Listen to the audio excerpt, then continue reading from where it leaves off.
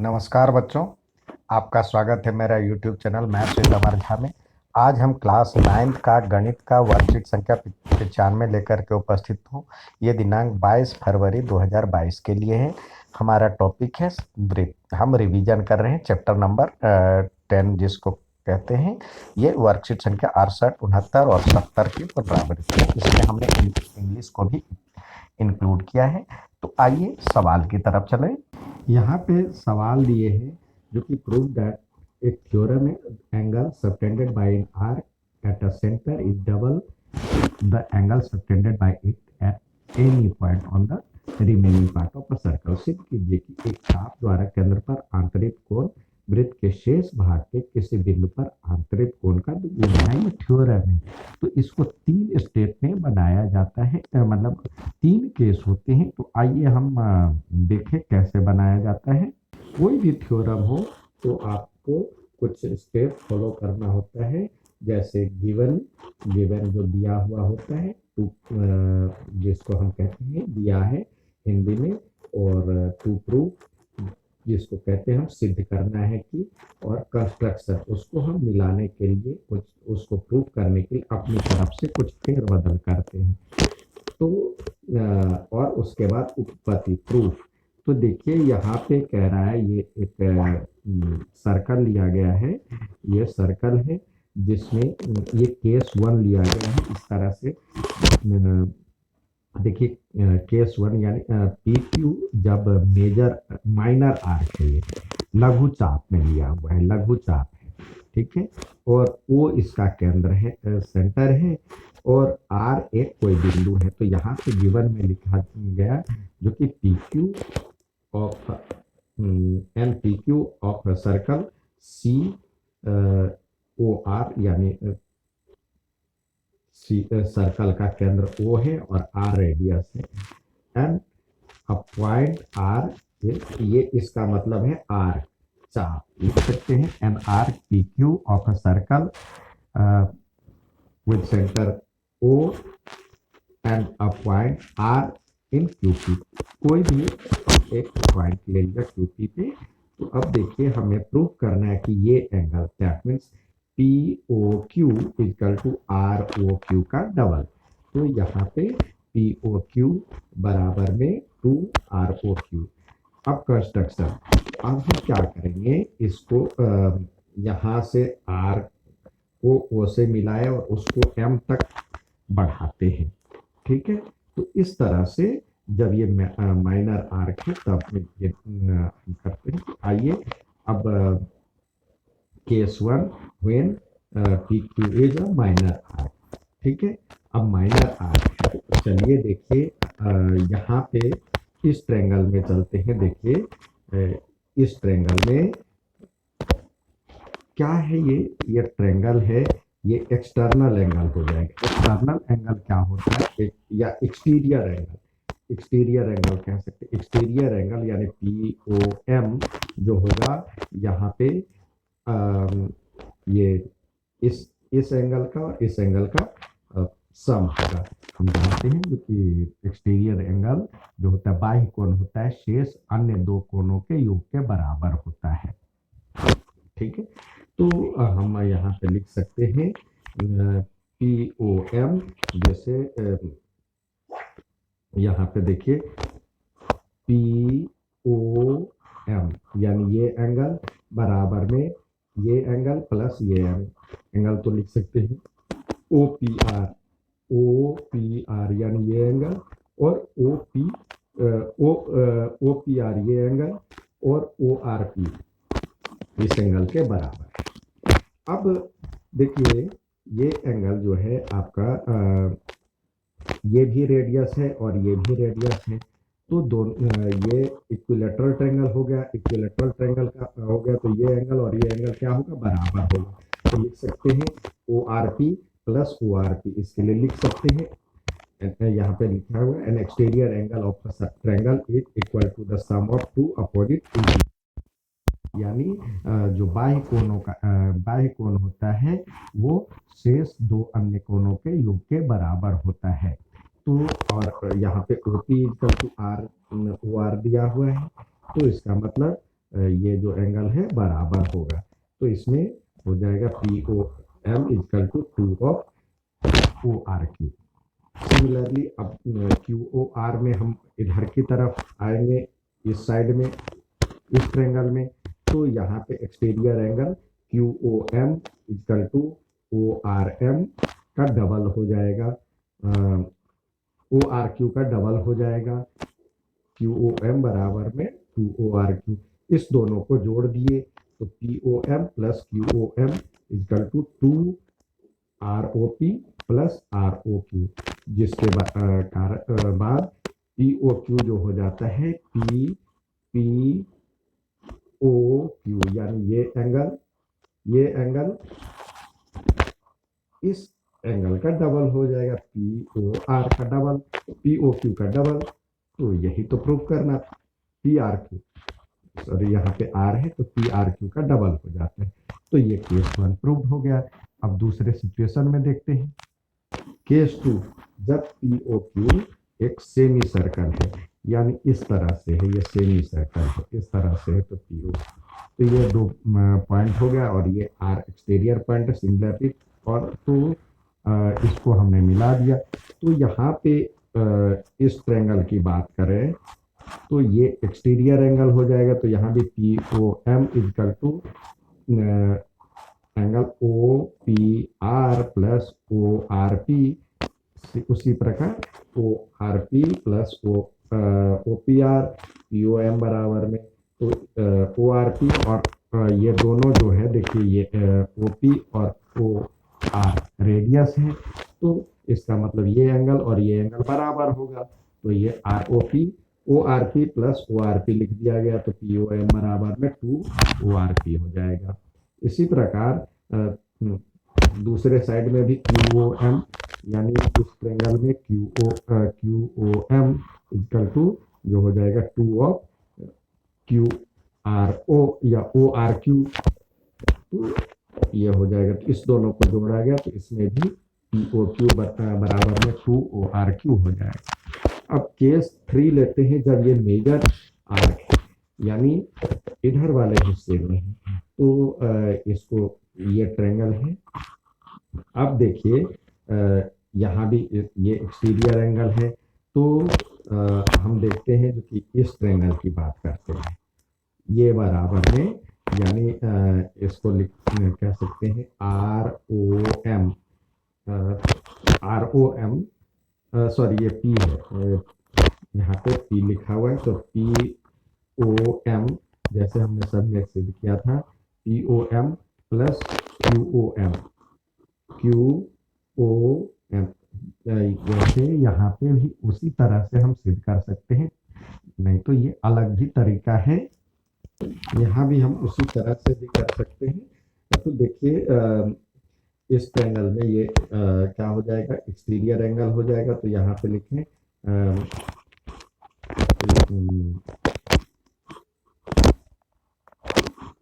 POM,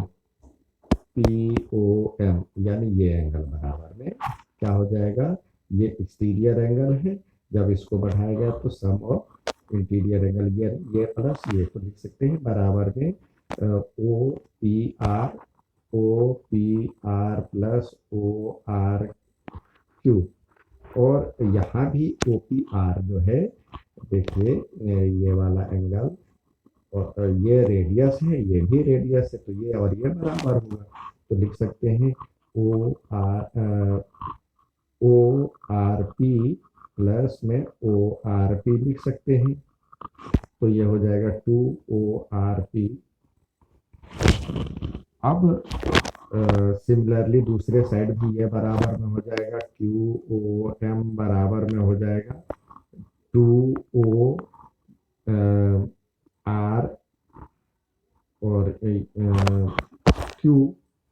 तो इस दोनों को जोड़ेंगे तो ये हो जाएगा POQ बराबर में 2OPOQ, लेकिन ये रिफ्लेक्स ऑफ 2 इस साइड से ये लिख सकते हैं रिफ्लेक्स PO क्यू। तो यही प्रूफ करना था, ये इसके बराबर है। तो इसमें भी पी ओ क्यू के दोनों साइड आ रहा है, तो ये रिफ्लेक्स हो जाएगा, तो reflex of P O Q के बराबर हो जाएगा। तो यही आपको प्रूफ करना था। नेक्स्ट सवाल देखते हैं। यहाँ पे दिया हुआ ए बी सी डी या cyclic coordinator whose diagonals intersect at point E. If D B C 70 degree, B A C 30 degree, find B C D. A B equal to B C दिया हुआ है, तो अब पहले B C D find करना है, उसके बाद ई सी डी भी फाइंड करना है। तो सबसे पहले आपको एक ये बनाना है, सर्कल बनाना है। एक सर्कल ड्रॉ कर लिए हम। उसके बाद कह रहा है ए बी सी डी, एक ए बी सी और डी हम ले लेते हैं, कोई क्वाड्रिलेटरल ले लेते हैं। तो इसको हम सबको मिलाएंगे तब क्वाड्रिलेटरल बनेगा। ये क्वाड्रिलेटरल है। और साथ ही कह रहा है इसके जो डायगोनल है, diagonal intersect each other at point ई। तो हमने डायगोनल ले लिया और ये एक दूसरे को ई पॉइंट पे इंटरसेक्ट कर रहा है। अब कह रहा है डी ए सी, यानी देखिए बी से शुरू होता है और ए सी, तो बी से शुरू हो रहा है, ए पे एंगल बन रहा है, और ये तो यानी ये दिया हुआ है आपको 30 डिग्री।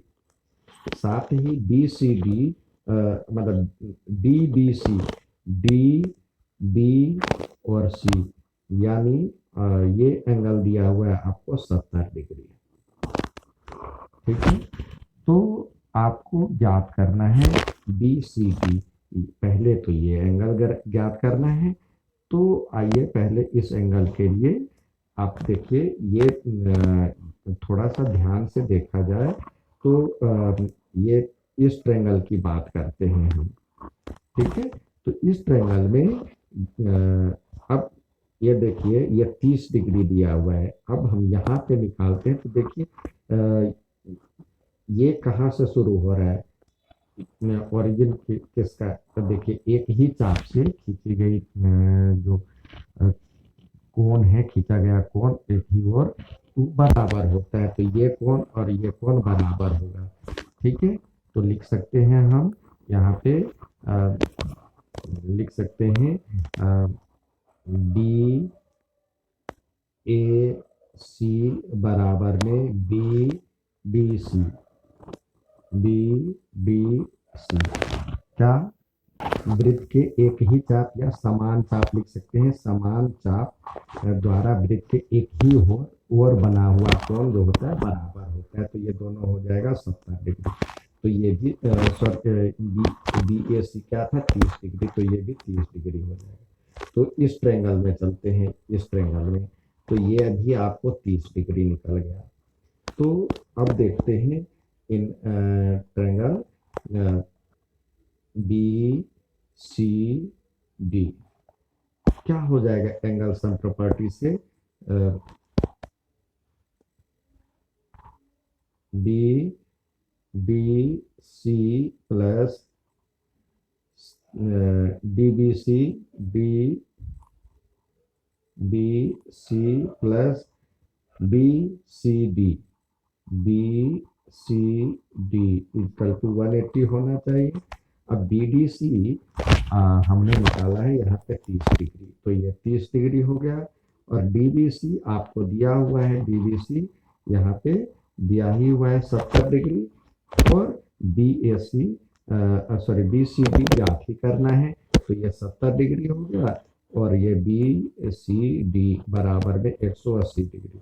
तो बी सी डी बराबर में हो जाएगा, ये घट जाएगा उधर, तो ये हो जाएगा 80 डिग्री। तो बी सी डी निकल गया। अब बी सी डी निकल गया, अब साथ में कह रहे हैं आपको बी सी ज्ञात करने के लिए।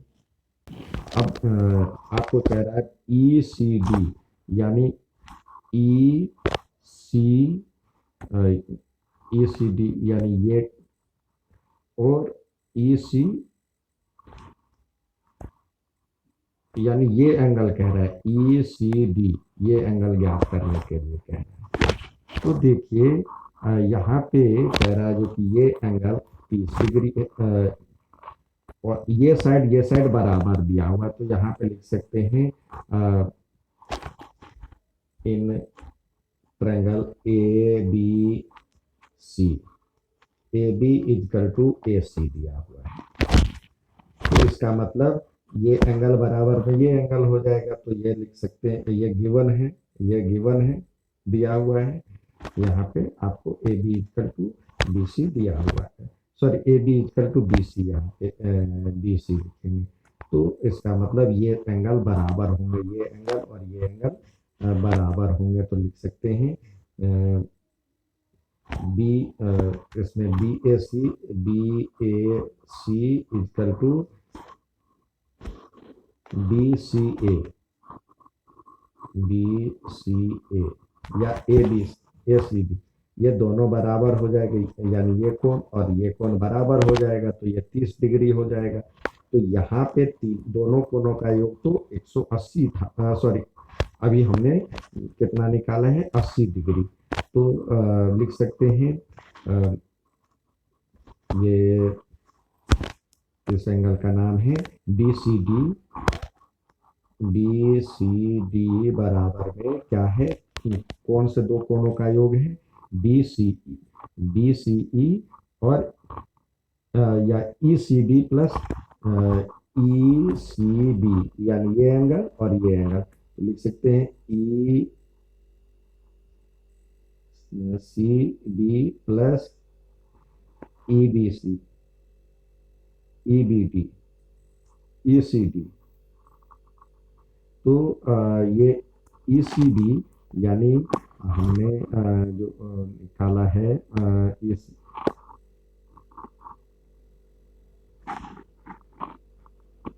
जो यहाँ पे बी ए सी लिखे हैं या सॉरी ए सी बी जो लिखे हैं या बी सी ए जो लिखे हैं, तो यही ई सी बी के बराबर है। ये ए के बदले में यहाँ पे आ गया, तो ये 30 डिग्री हो जाएगा और ये हमें निकालना है एक्स और ये बी सी डी 80 डिग्री हमने निकाला है। तो इस तरह से E C D E C D equal to हो जाएगा 80 में से 30 घट जाएगा तो 50 डिग्री। ठीक है, ये 50 डिग्री इसका आंसर आ गया। नेक्स्ट देखते हैं, अगला कह रहा है सिद्ध कीजिए कि किसी चतुर्भुज के अंतः कोणों को समद्विभाजकों से बना चतुर्भुज चक्रीय होता है। Prove that the quadrilateral form by internal angle bisector of any quadrilateral is cyclic. तो ये यदि संभव हो दिया हुआ है, तो आइए हम इसको देखें। तो यहाँ पे कह रहा है एक मतलब दिया हुआ एक चक्रीय चतुर्भुज ए बी सी डी है, जिसके अंतःकोण ए बी सी डी के समद्विभाजक, यानी यह समद्विभाजक है ए बी सी डी के समद्विभाजक ए पी है, पी क्यू बी क्यू है और सी आर है और डी आर है। तो इस प्रकार ये क्रमशः दिए हुए हैं। तो पी क्यू आर एस एक चतुर्भुज है, यानी ये जो पी क्यू आर एस ये बना आपका ये चतुर्भुज है, इसके लिए कहना है। तो आइए इसको सिद्ध करें, देखें कैसे बनता है। तो आप जानते हैं जो कि पी क्यू आर एस एक चक्रीय चतुर्भुज है, तो सिद्ध करने के लिए हमें पर्याप्त है कि ए बी पी यानी ए पी और बी यानी ये एंगल और सी और आर इधर वाला एंगल और डी यानी दोनों बराबर, दोनों का जोड़ 180 होगा। ठीक है, दोनों का जोड़ 180 होगा। तो आइए हम इसको सिद्ध करें, देखें कैसे होता है। आइए पहले बारी बारी से प्रूव करें। पहले इस ट्रायंगल की बात करें, तो इस तीनों का योग 180 होता है, तो लिखे ए पी बी यानी ए पी बी ये कोण और बी पी ए बी ये कोण और ये कोण मिल करके 180 होता है। इसी तरह C R D, C R यहाँ पे और सी आर डी ये कोण, यानी ये कोण और R C D, R C D यानी आपका हो गया आर सी डी ये कोण और ये कोण तीनों मिलकर के 180 होता है। तो और ये जानते हैं जो कि ए पी ए बी और ये जो है कोण ए का बाइसेक्टर है और ये कोण बी का बाइसेक्टर है। तो लिख सकते हैं कोण ए पी बी बराबर हाफ ऑफ एंगल ए और हाफ ऑफ एंगल बी। ठीक है, और इसी प्रकार दूसरे में लिख सकते हैं इसमें सी आर डी में हाफ, ये इसके बदले हाफ ऑफ एंगल सी और इसके बदले हाफ ऑफ एंगल डी, दोनों का 180 हो गया। आइए इसको समीकरण 1 और समीकरण 2 मान लेते हैं। इस दोनों को आपस में जोड़ते हैं तो जोड़ने से ये बन गया ए पी डी और ये सारे जोड़ा गया तो 360 डिग्री बन गया दोनों को जोड़ने पे। अब ए पी डी और सी आर डी ये हमने बाहर निकाल लिया और ये हो जाएगा half of angle A plus angle B plus angle C plus angle D 360 और ये ए बी सी डी का एंगल होता है, ऑल एंगल जो होते हैं 360 डिग्री होता है। तो ये 360 हो गया, उसके 1/2 कर दिए गए तो ये हो जाएगा 180। तो इसका मतलब ए पी बी और सी आर डी बराबर में क्या हो जाएगा, ये सब्सट्रैक्ट हो जाएगा तो 180 डिग्री हो गया। तो यही हो गया, यानी सम्मुख कोण जो हो गया, सम्मुख कोणों का योग संपूरक हो जा रहा है। तो यानी पी क्यू आर एस एक चक्रीय चतुर्भुज हो गया। यही प्रूफ करना। ठीक है, नेक्स्ट सवाल देखते हैं। देखिए नेक्स्ट सवाल है, if a diagonal of a cyclic quadrilateral are diameters of the circle through the vertices of quadrilateral, prove that it is a rectangle।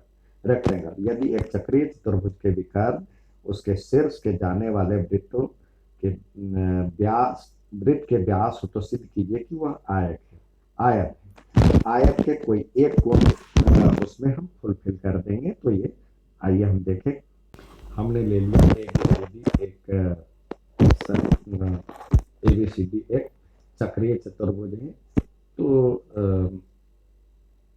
Cyclic quadrilateral है। तो हमें ये प्रूव करना है जो कि ए बी सी डी एक रेक्टेंगल है और ये दिया हुआ है, आप देखें जो कि ये दिया हुआ है जो डायमीटर है। तो चलिए देखिए यहाँ पे हो जाएगा ओ ए, देखिए ओ ए बराबर में ओ सी हो जाएगा, क्या है रेडियाई है, और ओ साथ ही ये O D equal to O B हो जाएगा। तो इसका मतलब क्या हो जाएगा, ये ओ बी, अब ओ बी अब बाइसेक्टर ऑफ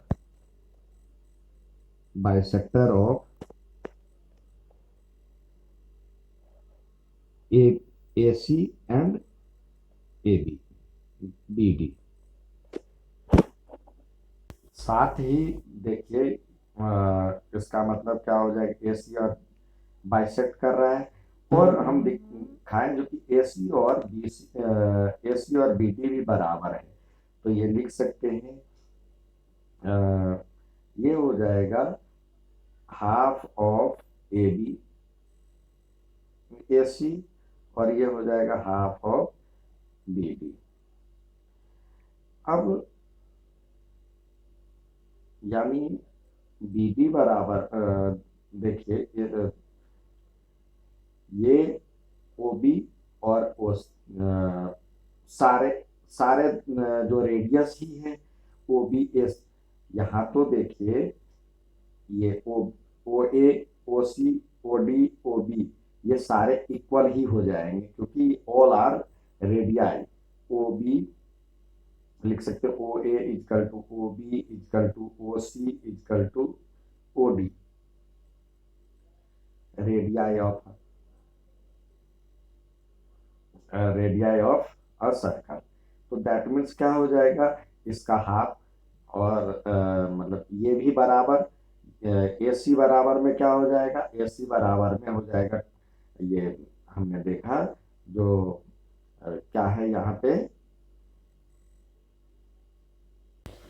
तो ये सारे बराबर जब हो जाएंगे तो ये हमने देखा था बाइसेक्ट कर रहा था, तो इसका मतलब ए सी इजकल टू बी डी हो जाएगा।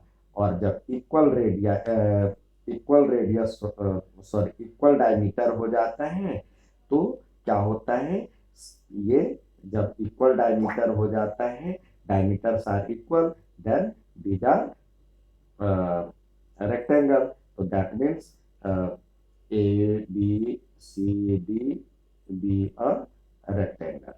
ये हमें प्रूव करना था। ठीक है, उम्मीद है समझ में आया होगा, अच्छा लगे तो लाइक और सब्सक्राइब जरूर करें। धन्यवाद।